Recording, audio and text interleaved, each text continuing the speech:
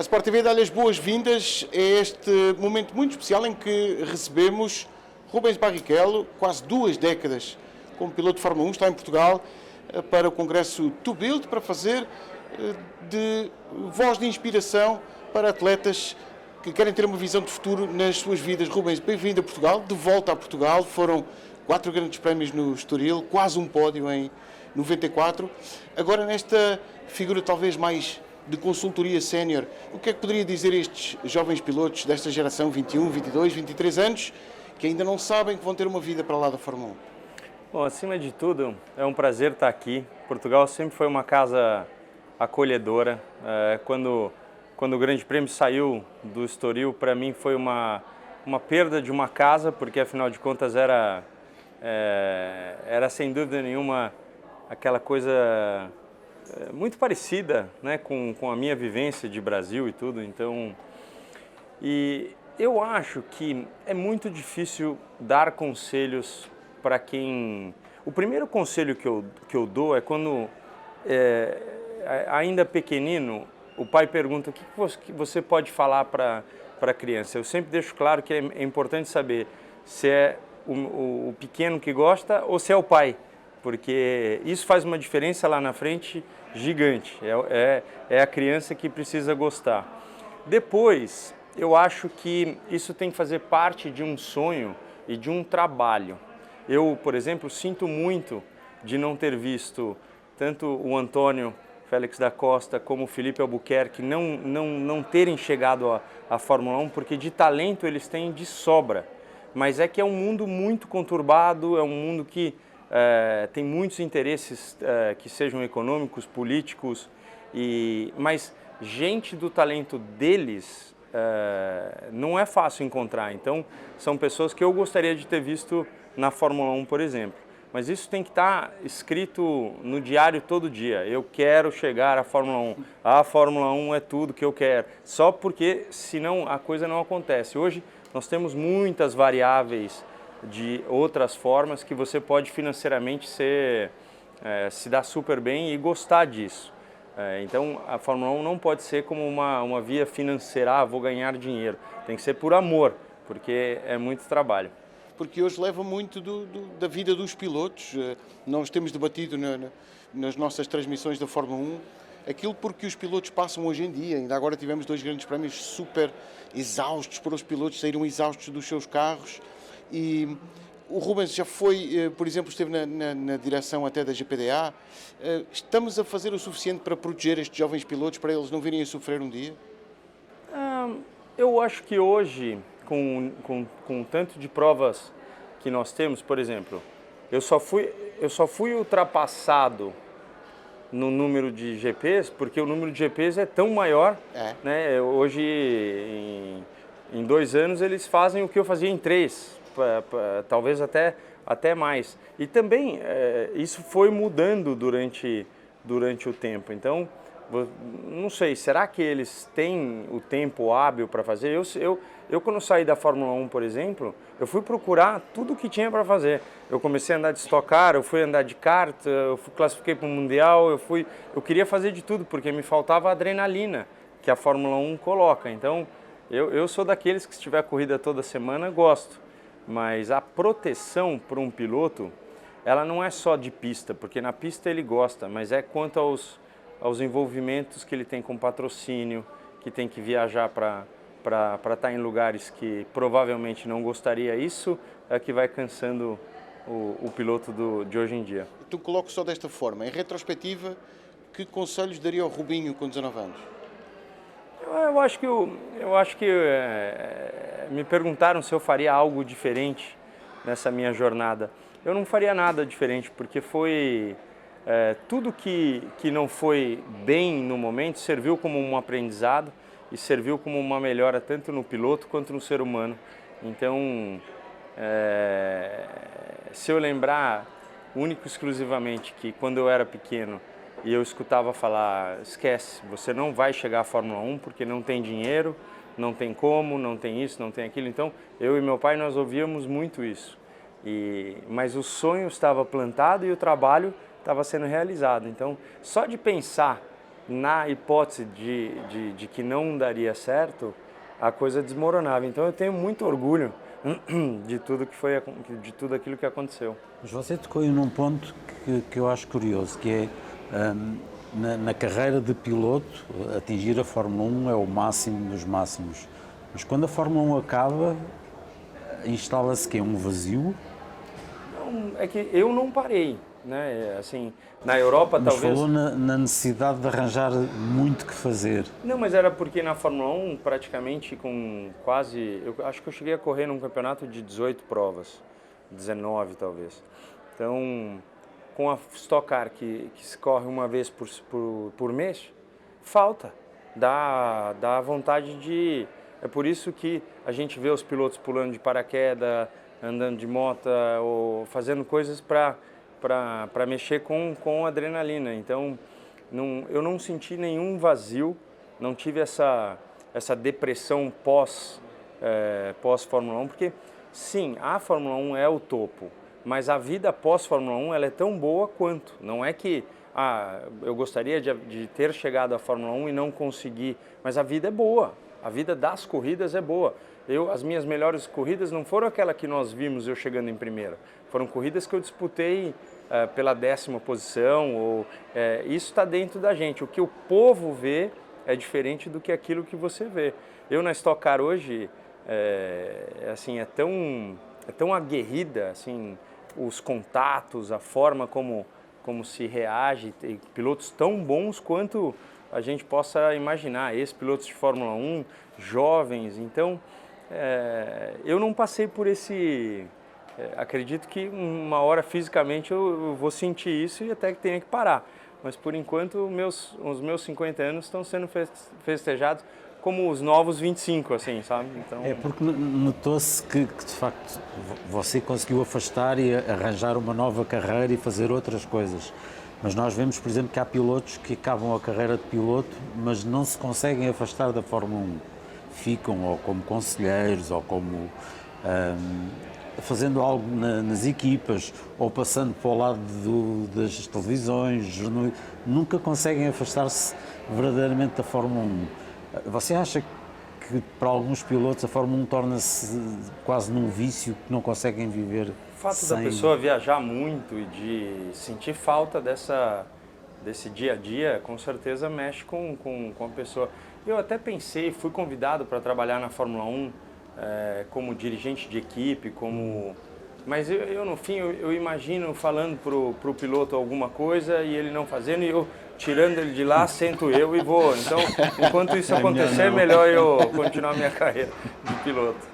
Rubens, estreia nos automóveis foi em 1989. De facto, é um percurso incrível e ainda temos de juntar os anos do karting. Estamos a falar de 4 décadas, quase 5 décadas nas corridas. Essa necessidade de adrenalina tem a ver só com o facto de não saber fazer mais nada? Olha, você sabe que eu quando me vi pai, quando o Eduardo nasceu, eu tive uma conexão com o céu, assim, dizendo, isso aqui é um outro dom, porque eu sempre quis aquela cena do filho, eu sempre imaginei, eu muito pequeno imaginei o meu pai, eu via meu pai ao meu lado e adorava aquela situação de pai para filho e me imaginei daquele lado de lá, sabe? Então, eu agradecia pelo dom de pilotar e agradecia pelo dom de ser pai. Então, hoje, a gente, até antes, falávamos disso, que é uma coisa... Eu me dedico muito a essa área, mas não me dedico pela cobrança de resultados ou cobrança de algo.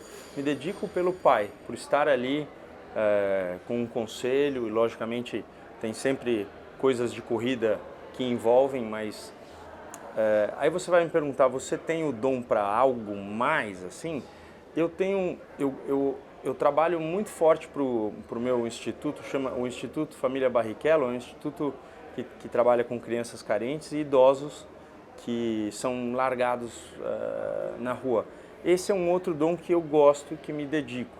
Agora, esportivamente falando, eu jogo ok golfe, mas não tenho dom para seguir. Então, se o dom é do esporte, eu não tenho outro dom que me dê a chance de ter algum tipo de resultado mais para frente. Você no Brasil muitas vezes é conhecido como sendo aquilo que no Brasil é o pé frio, como nós cá dizemos, o cara que não tem sorte.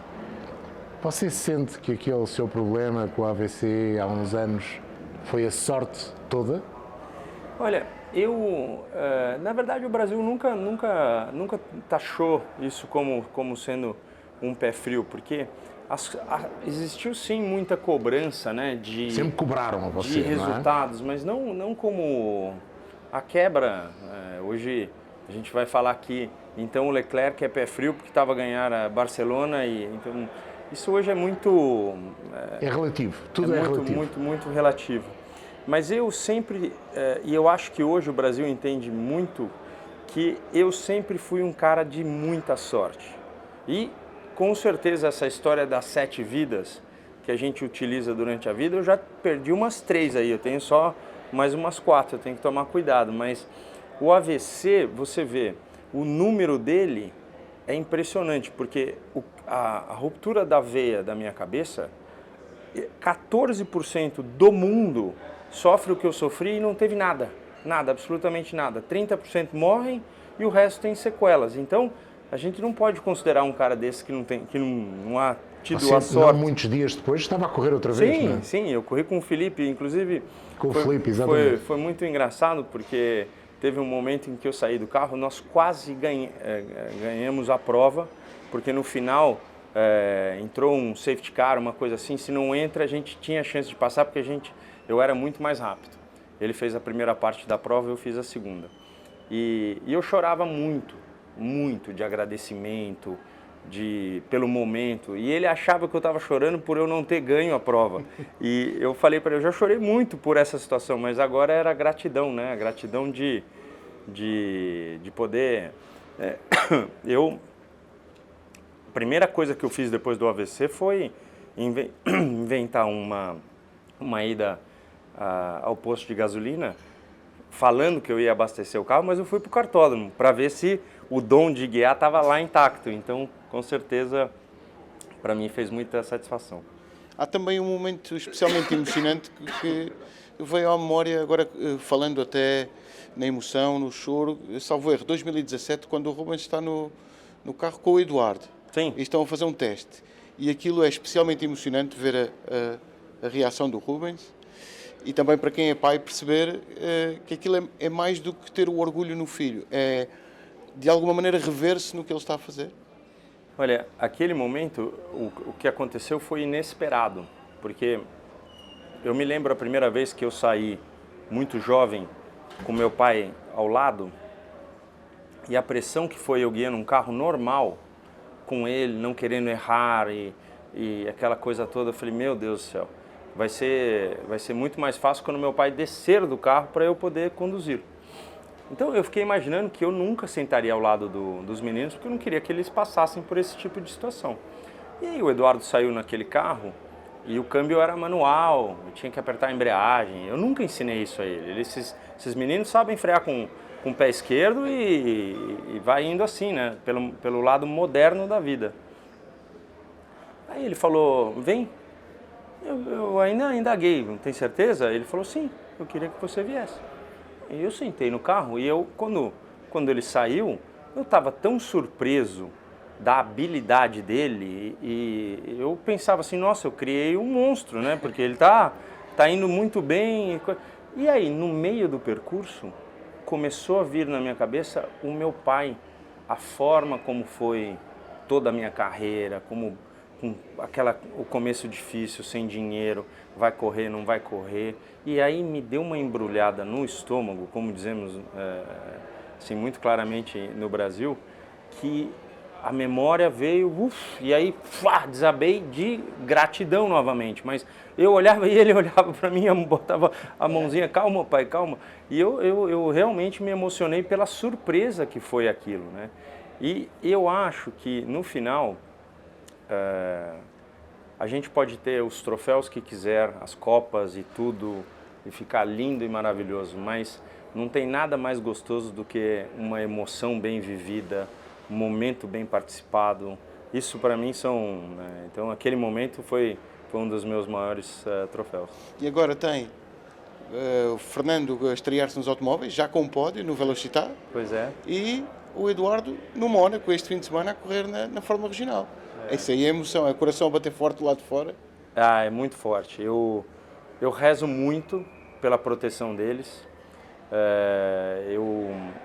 Eu sei o perigo que é essas coisas de corrida e tudo, então eu peço muito pela proteção e gosto muito de estar ao lado, mas se eu sinto que eu estou a mais, eu já estou preparado para ir para a arquibancada e ficar lá sentado. Eu realmente não posso colocar esse tipo de pressão. Tanto é que o Fernando mesmo falou assim: pai, eu queria te informar que não vai ser o senhor que vai cuidar da minha carreira. Eu falei: nossa, é mesmo? E quem vai pagar o outro senhor? Ele falou: olha, ele é o manager da equipe de Stock Car e tal. Eles se dão muito bem. Então você vê que as crianças já vêm programadas. E o Fernando já entendeu que por algum momento o Eduardo sentiu uma pressão por me ter ao lado. Então ele já se autoprogramou de uma forma diferente. É engraçado isso, porque eu falei: é mesmo? Nossa, que coisa, mas eu posso ir pelo menos? Ele falou: pode, até porque é no mesmo fim de semana que a minha corrida. Mas é interessante essa postura com os filhos, mas a questão fica: vai com eles ver os tempos, vai com eles ver a folha de telemetria, discute a travagem neste ponto, a aceleração naquele ponto, olha para o monitor dos tempos durante as corridas deles? Então, eu estou sempre observando, mas eu deixo vir a demanda deles antes que eu passe alguma coisa. Já aconteceu muito de eu chegar e falar assim: filho, dá uma olhada na cambagem do cara que está ganhando, filho. Dá uma olhada, a roda está tombada desse tamanho assim e o teu carro não está. Então, testa alguma coisa diferente. Eu sou um observador, por isso que falam que eu era um bom acertador de carro, porque eu passava o dia inteiro andando mexendo em cambagem, mexendo nos alinhamentos, mexendo nas molas. Eu gostava de descobrir os carros. Então, quando eu sentei no Stock Car, por exemplo, eu falei para o Maurício, que é o dono da equipe. Eu falei: olha, eu vou passar umas 3 corridas com resultados pífios, mas é onde eu vou entender a coisa. Eu quero que desconecte a barra traseira. Ele falou: nunca funcionou. Eu falei: mas eu quero que desconecte a barra traseira. E eu corri com a barra desconectada e a gente realmente não foi bom, mas a gente aprendeu algo que o carro começou a reagir de uma forma diferente. Então, eu sou feito assim. Não quero que passe para as crianças pelo gosto do pai, mas eles têm que entender que o mundo é feito de provas, de testes, de coisas assim. E eu fico olhando a telemetria por trás, assim, para entender. Mas gosta de ir para a pista e fazer um bocadinho o papel de coach? Ver onde é que ele está a pôr a roda no sítio certo, onde está a travar no sítio certo, onde está a acelerar no sítio certo? Eu acho que você não pode dar a ele aquilo que ele pode descobrir por si só.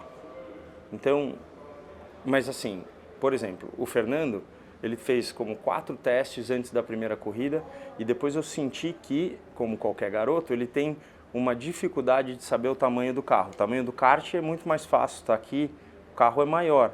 Então, eu já marquei de fazer, de alugarmos 2 Fórmulas 3, que é aquilo que tem no Brasil, para andar lado a lado e raspar, e assim, para ele ter uma sensação. Então, nisso eu posso ajudar muito, mas a não ser que ele me pergunte: pai, você acha que aquela segunda curva é feita a pleno? Eu posso dar a minha opinião, senão eu fico olhando de longe e talvez no jantar eu solte uma pitadinha de pimenta. E quando está na corrida, sente receio de pai? Muito. Mas muito. É inevitável. Assim, eu não envelheço e nada. Você percebe o que o seu pai sentiu? Eu só ligo pro meu pai e peço desculpa. É só o que faço. Eu não envelheço assim nas corridas, nas minhas, o tanto quanto eu envelheço sendo pai. Assim, é impressionante a forma, né, a emoção, o coração. O Fernando, por exemplo, ele entrou na última volta em 5º e apareceu na reta em 3º. Não dava para ver na televisão, não estava filmando.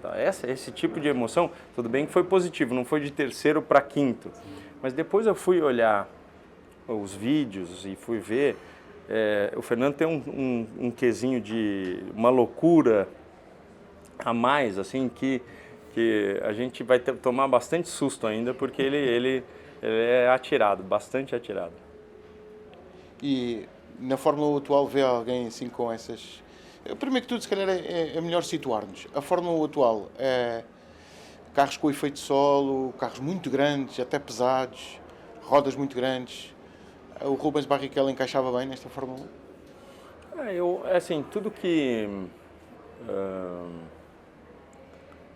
eu achava que, por exemplo, quando eu fiz o salto da Fórmula 3 para a Fórmula 3000, que na época era da 3 para 2, foi um salto muito grande, muito grande. O volante era muito pesado, a velocidade era muito forte. Depois da Fórmula 3000 para a Fórmula 1, foi grande, mas não foi tão grande. Eu lembro nos testes aqui em Estoril, um dos primeiros em 93, meu pai chegou a perguntar para mim, falou assim, e aí filho, tá curtindo?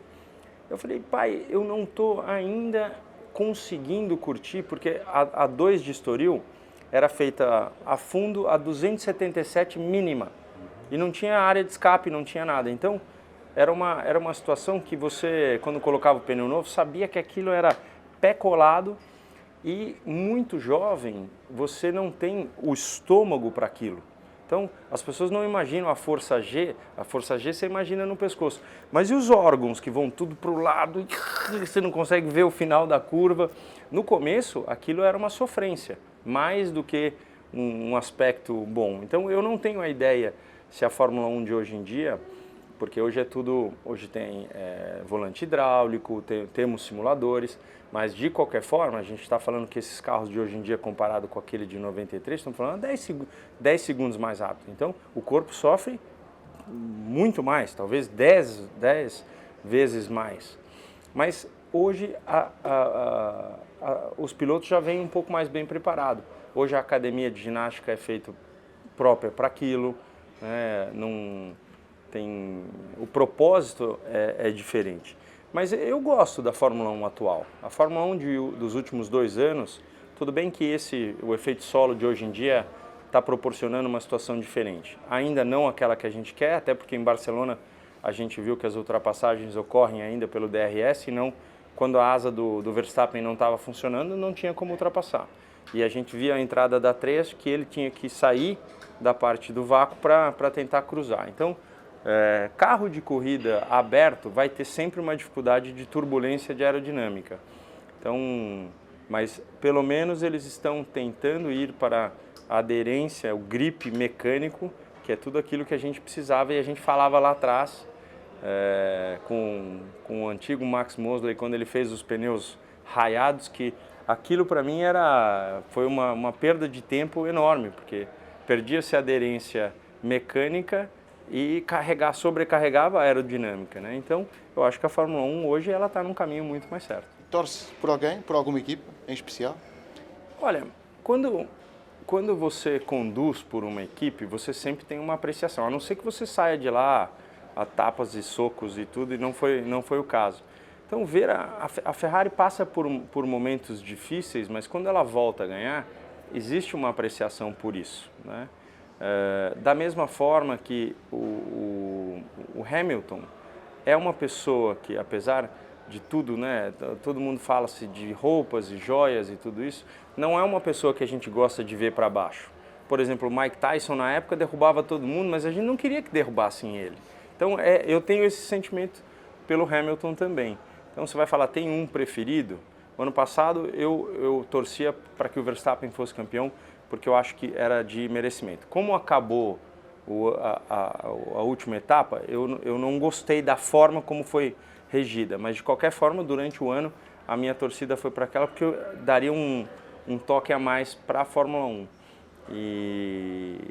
Mas eu acho que a Fórmula 1 hoje está muito, muito interessante. O Brasil está sem piloto na Fórmula 1. Eu estava a preparar o Grande Prémio do Mónaco e descobri um dado interessante. A Alemanha vai igualar o Brasil no número de grandes prémios em que houve um piloto brasileiro. 845. A Alemanha vai fazer o mesmo. É o terceiro país com o maior número de grandes prémios com um piloto. O que é que se passa no Brasil para não haver pilotos agora? Eu acho que o Brasil, ele sempre... o brasileiro sempre chegou à categoria máxima sem o apoio do país, na realidade. Então, você não via o Senna falando da confederação, você não via o Piquet, você não via o Emerson. Assim, por quê? Porque sempre chegaram por meios próprios. E as confederações brasileiras, na minha crença, sempre entenderam que o brasileiro ia chegar, porque tem níveis de competitividade no Brasil que mudam. Então, podemos ter de 100 pilotos num campeonato brasileiro como 600. Então, isso muda de ano a ano. Mas sempre tem um brasileiro despontando.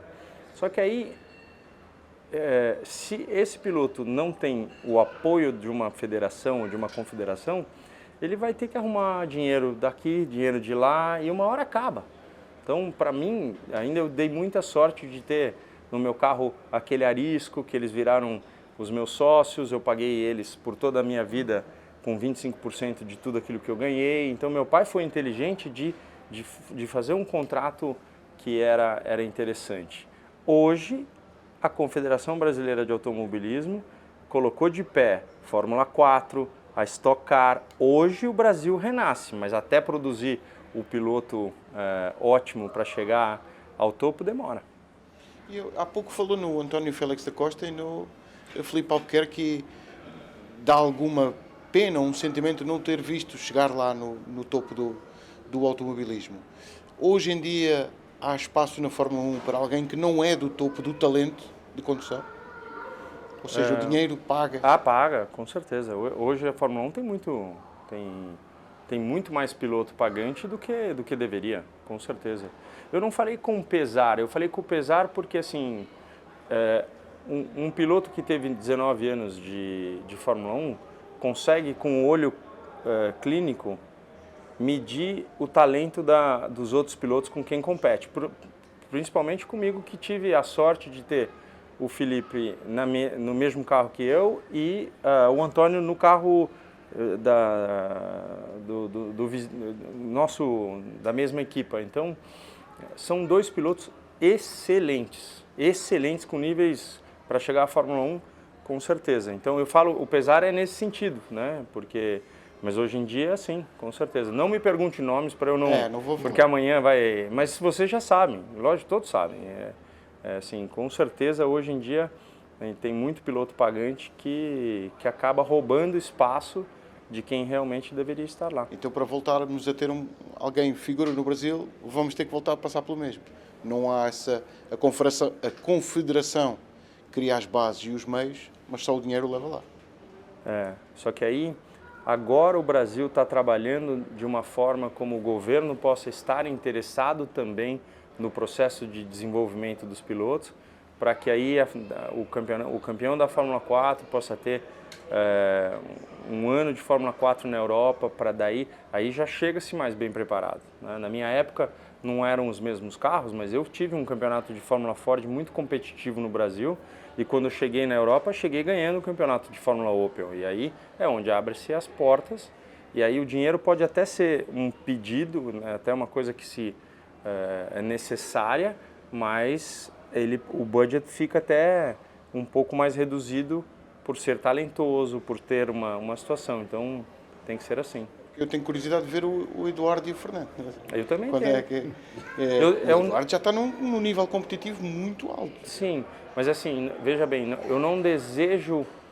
eu desejo muito mais a felicidade para os meus filhos do que a Fórmula 1. Eu passava muito tempo sozinho na Europa, e nesse tempo sozinho eu utilizava para cada hora entender mais como era um amortecedor, para entender um diferencial de carro que fazia.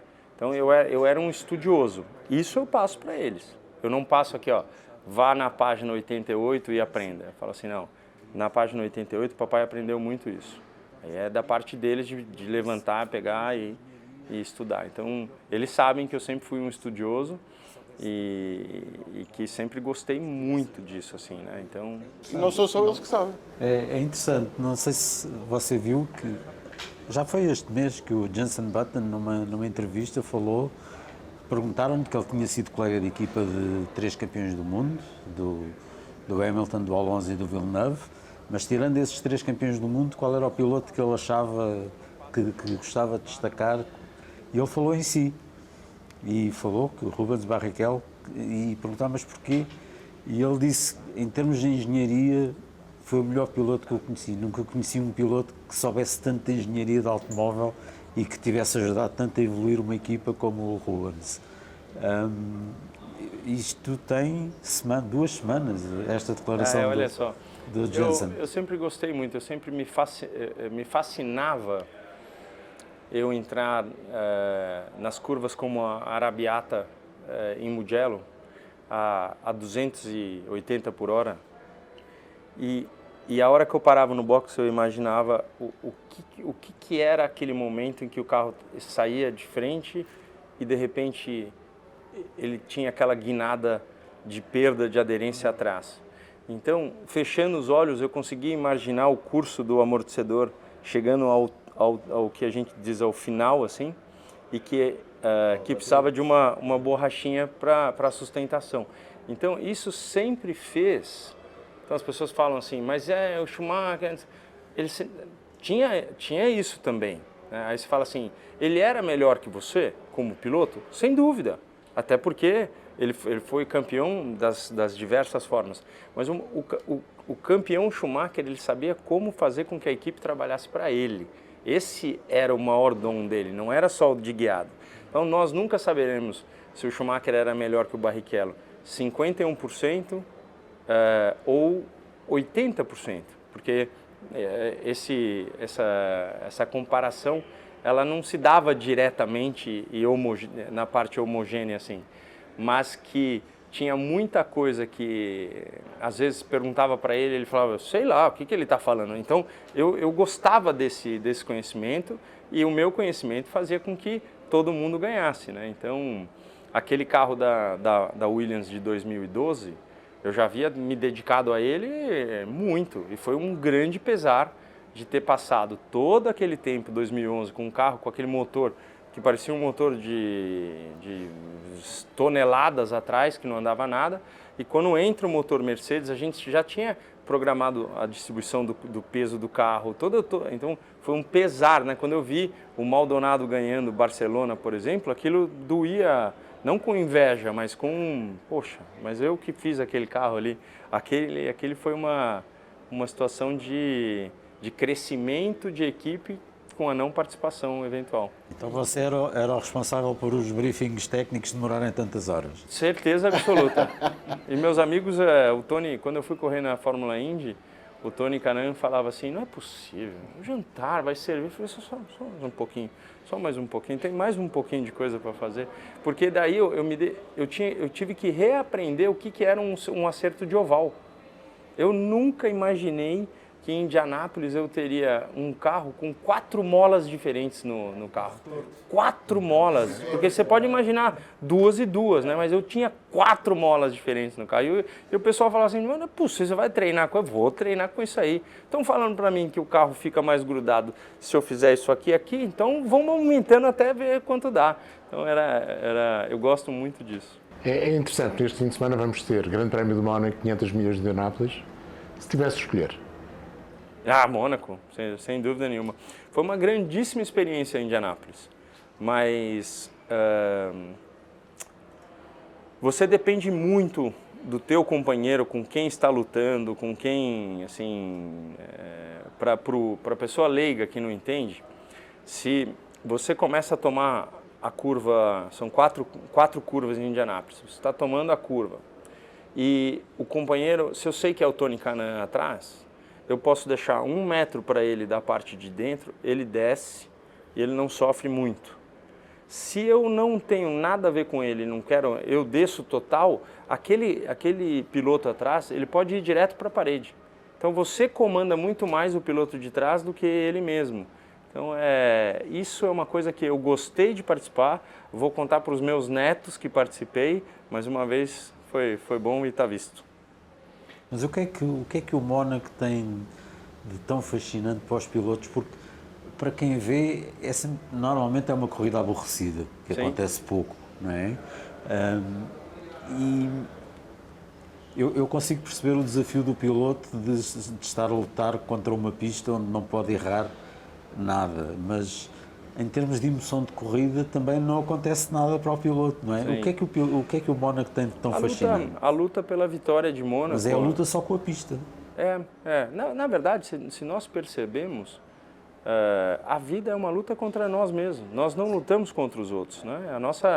Nosso dia a dia, por que nós acordamos melhores ou piores, ou mais aborrecidos ou mais felizes? Então, é uma luta constante de nós contra nós mesmos. Mas Mônaco já vem de 1950, com histórias, com situações, e isso faz o piloto se sentir importante em Mônaco, né? Eu, na primeira vez, quando eu saí, eu fui até o box do Senna para perguntar a ele o que eu tinha que saber de Mônaco. E ele falou, toma cuidado com o bueiro. O bueiro é aquele do túnel, porque da forma como passa o carro salta. E falou que eu escutaria o barulho dos guardrails em algum momento para eu não me assustar com isso. Então, você vê, foi sucinto, não tem alguma coisa que você... Hoje o bueiro já está lá, mas não é um problema, porque eles subiram o asfalto. E o que eu posso falar para o meu filho de Mônaco? Eu falar para ele tem que se divertir muito, mas se você não acabar a volta de classificação em Mônaco ofegante, com a respiração muito alta, você não fez uma boa volta. Então, esse é o desafio de Monte Carlo, acabar a volta achando que você vai bater toda a curva. Grande parte da volta você quase que faz em apneia, sim, sem respirar. Muito. Né? O cassino ali é muito sem respirar. Depois já sai, já passa o salto, já entra na Mirabeau, já... É uma volta de classificação, é muito pesada, né? Então, mas é uma satisfação enorme. O Ruben andou, sei lá, se calhar 100 circuitos talvez seja demais, mas nós teremos desse número. Se tivesse de escolher um. Eu adorava aquele Silverstone de 2003, aquele que ganhei 2003. Aquele circuito para mim era formidável, tinha ultrapassagens, tinha curvas rápidas, curvas lentas. Para mim era uma combinação de curvas que eu realmente adorava. Se eu tivesse que dar mais uma volta de Fórmula 1 hoje em dia, logicamente eu pediria para ser em frente ao meu público em Interlagos. Mas Silverstone era a minha preferida. E, em jeito de conclusão, vou deixar esta pergunta. O Ruben, imagina-se em 2023, em 25 grandes prémios, ou é demais? Ia lá dizer a algum destes responsáveis, ou já chega, 25 grandes prémios é demais? Eu por acaso, agora, como eu estou do outro lado da tele e vou ficar observando, eu vou adorar. Para mim está tudo certo. E se eu tivesse daquele lado como piloto, eu ia adorar igual. Então, não é... assim... Pode ser que a gente esteja passando por muito, mas eles também estão fazendo estudos. A NASCAR, por exemplo, eles correm 43 corridas, eles correm muito. E aí a NASCAR passa por um momento de uma fase difícil nos Estados Unidos. Então tudo isso tem que ser calculado. E como os dirigentes hoje são americanos, dentro da Fórmula 1, tudo isso está sendo calculado. Eu não acho que tem nada de errado, não. Teme a americanização da Fórmula 1, de alguma maneira? Não é ruim, porque eles trazem um benefício muito grande, ao mesmo tempo que a gente quer que o show continue dentro da pista, né? Porque tem horas que o show americano às vezes é maior fora do que... Mas eu gosto do trabalho que eles fizeram, eu acho que eles trouxeram os pilotos mais para perto do público. Eu hoje em dia vejo na Stock Car, a Stock Car você tem 1 hora de visitação onde as pessoas chegam perto, podem te abraçar, podem falar consigo e é praticamente dos 19 anos que eles não podiam chegar perto de uma Fórmula 1 que era muito, muito fechada. Então eu tenho gratidão por isso também, deles estarem abrindo mais, para eles terem acesso aos pilotos que eles gostam. No subconsciente há o sonho dos 3 Rubinho fazerem uma prova no mesmo carro? Não é nem um sonho muito distante, assim, né? É um sonho... eu, o Eduardo e o Fernando, com certeza, eu espero estar apto ainda, porque outro dia eu falei assim para eles, vocês acham que eu queria tentar classificar para o Mundial de Kart novamente, esse que eu fiz aqui em Portimão, o Rotax, eu fiz, a história desse Mundial foi que eu os levei para tentar classificar no Sul-Americano. O Fernando foi segundo, quase ganhou a prova e quase teve a classificação. O Eduardo largou em primeiro na final, mas com um problema chegou em quarto, não conseguiu. E eu ganhei a final e me classifiquei para o Mundial aqui. E fui quarto no Mundial de senior. Não foi de velho não, hein? Não foi de... E aí eu perguntei para eles, eu falei, agora o papai tem 50 anos, se eu tentar classificar, posso tentar ir para os velhinhos? Eles falaram, não, quem tem velocidade tem que correr. Então, é aquela história da paixão toda por isso. Mas quando eles estiverem no carro, eu não quero ser o mais lento deles, o mais lentinho. Eu continuo muito ativo e eu acho que eu ainda tenho uns 5 anos de velocidade comigo.